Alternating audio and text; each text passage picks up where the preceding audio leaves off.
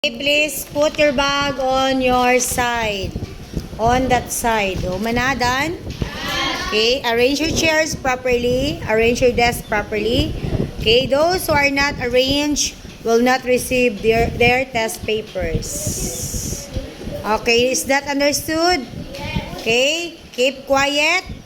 Only use your eyes when you're reading.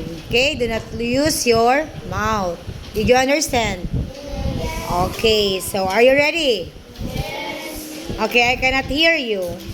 Yes, we are ready. Okay, so please read carefully, understand carefully the questions.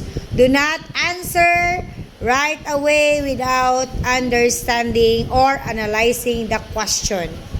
Okay? So your grades depends on your minds.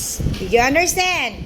Yes. Okay, CJ, I don't want to see your hands full of papers, whatever is that. Please, ganun kailangan magyud ka maginana.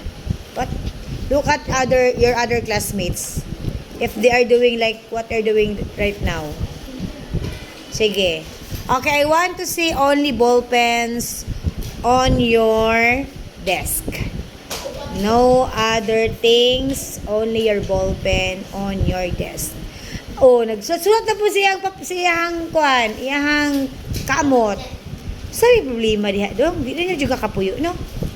Okay. Sige ha, I will start giving your test papers.